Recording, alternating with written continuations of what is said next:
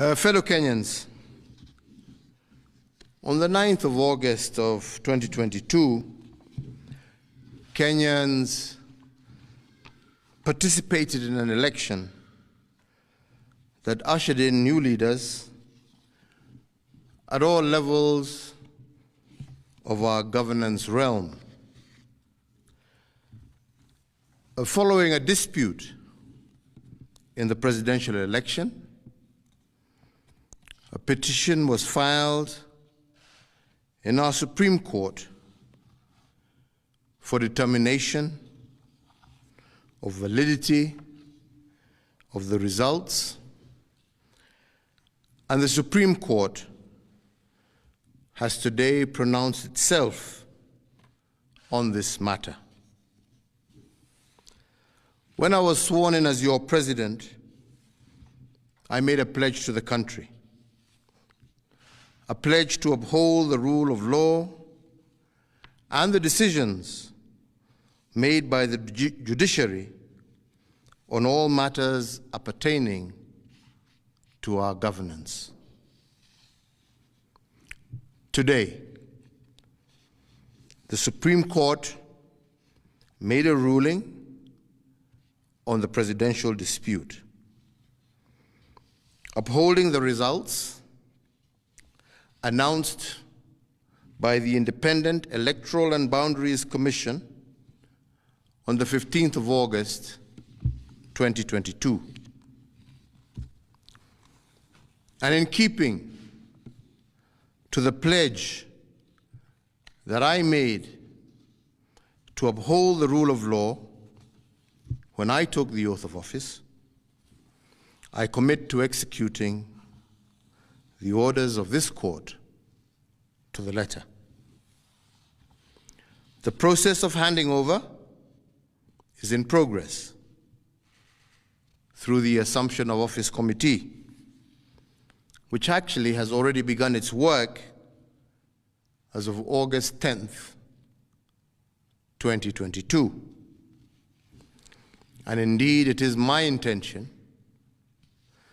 to oversee a smooth transition to the next administration, and all the necessary orders to facilitate this process have already been issued. And because democracy is a work in progress, I urge the country to respect the institutions that midwife our new leaders. And in doing so, I also urge citizens to constantly put them under scrutiny, for this is the civic duty of every single Kenyan. In particular, this civic duty requires every citizen to constantly put the truth presented by our constitutional institutions to test. And they must test them for coherence, but also for correspondence. They must constantly scrutinize the coherence of the truth given by these institutions, and to ask themselves whether the truth has been coherent from one election to another. Has there been a consistent pattern that is acceptable to our democratic ethos? We must ask ourselves, is it about numbers, or is it about process? Which of these two is it? And can our institutions rule one way in one election and another way in another election without scrutiny?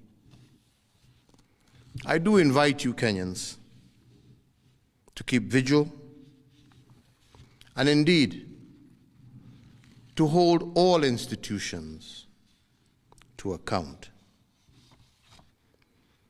The second thing we must place under scrutiny is whether the truth given by institutions has correspondence.